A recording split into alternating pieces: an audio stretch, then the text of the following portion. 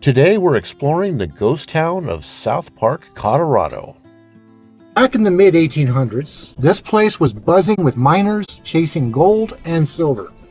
Whole lives were built on these dusty streets. Saloons, banks, even a courthouse. Some folks struck it rich, most just struck reality. Reality doesn't buy you another round at the saloon. This is the insulation of between the walls. Apparently, pioneers used to paper their homes and their businesses with layers of newspaper. It was a simple and inexpensive method of adding insulation value.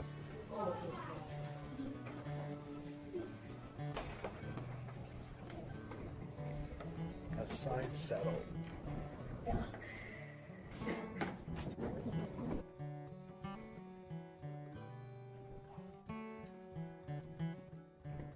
That's Go for it. fire extinguisher. Really? That was the idea of a fire extinguisher? Yeah, so what would happen is the fire would heat in that little spring there. I can't remember exactly how it works, but it would do something so that the spring would hit the thing and it would get explosive and put out the fire. Huh. Yeah.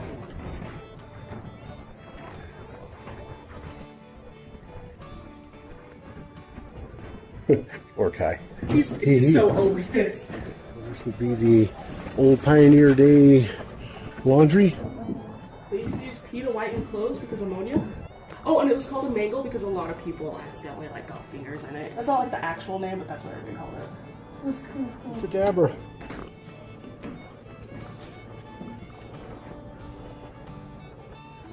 Today it's quiet. The kind of quiet where your footsteps sound like they're auditioning for a soundtrack. The boards creak, the buildings lean like they've had a rough night, and the wind? Well, it's basically the town gossip now.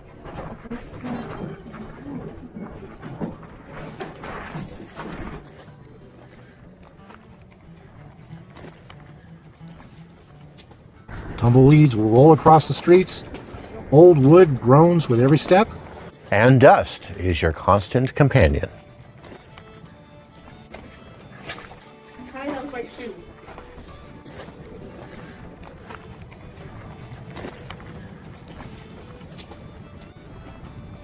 That's a head frame. There's a bunch of those out before. Here we are in the machine shop.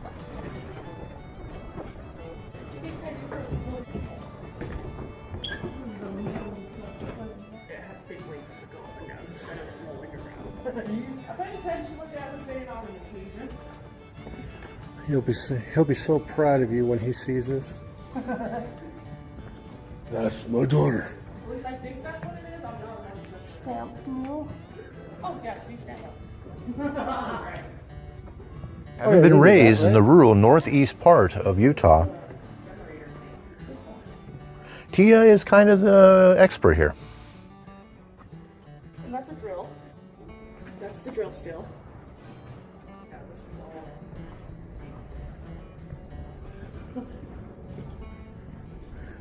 Once you learn from hunting. Oh, these are water pipes. Like they have these, they're still digging these up in Park City. Oh.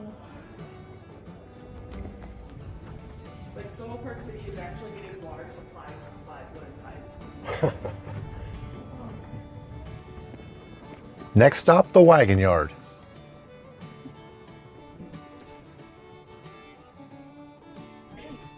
Up until 1917, this was the most reliable source of transportation.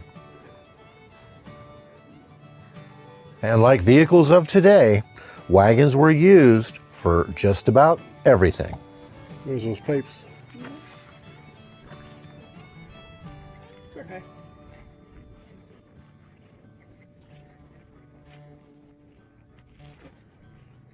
A train was displayed here, not quite as impressive as the one, say, in Ely, Nevada that we checked out, but still pretty cool. This was a smaller one that was primarily used to haul materials and ore to Denver, Colorado. Here we are checking out the old caboose.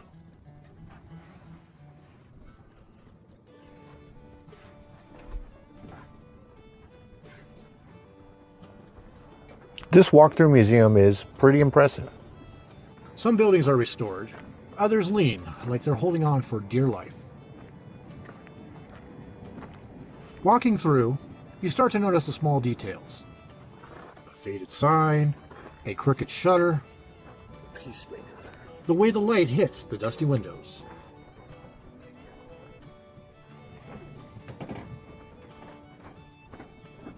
It's easy to imagine the miners rushing to work, the kids chasing chickens, and the saloon door swinging open to the clatter of a piano. All the little things that made life happen back then. Sitting at an elevation of over 9,000 feet, nestled between two mountain ranges, the common high during the winter was 10 degrees Fahrenheit, or negative 12 degrees Celsius.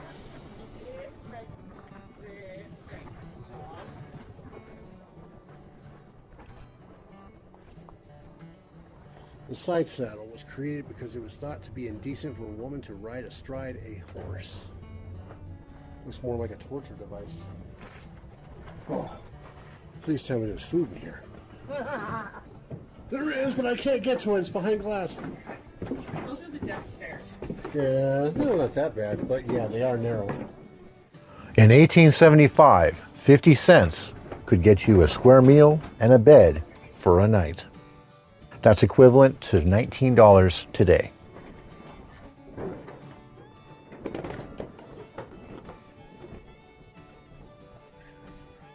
I wear size 8.5, Yeah. and those steps gotta be, I don't know, 6.5. We've got one of those. Not surprised with your father. Dioramas.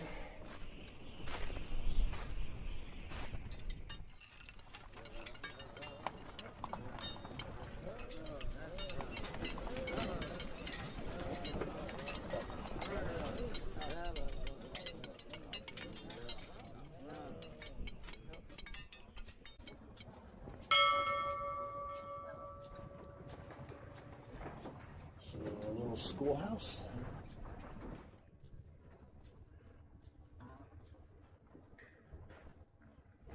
In 1860, the population of South Park, to include all the homesteads around it, peaked at 2,000 souls.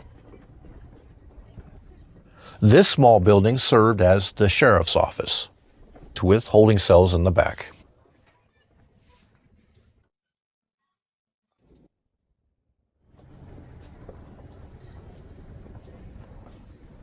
Essential lifelines for mining towns, general stores stocked all kinds of essential goods under one roof, but only what was actually needed.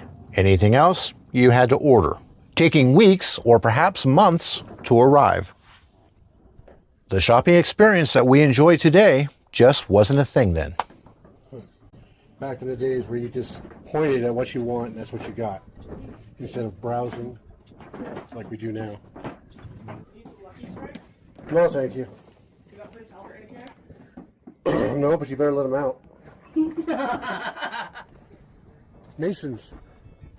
In 1875, mining towns like South Park, the Masons provided vital social stability and moral safety net.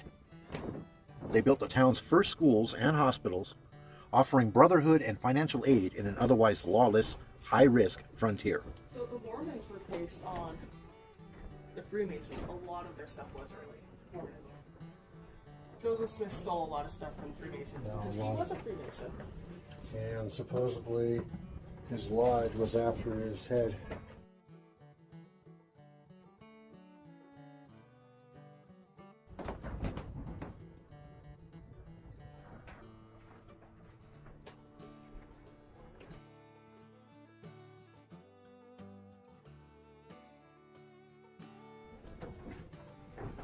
I can't help but wonder how many people have gone through this town.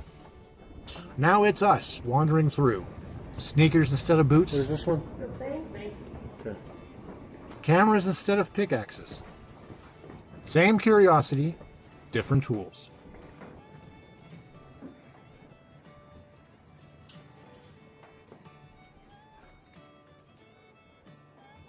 Fortunately, I still remember how to fix them. Oh, they're the keys. Yeah, when you bang two keys at a time. See, now it's all fixed.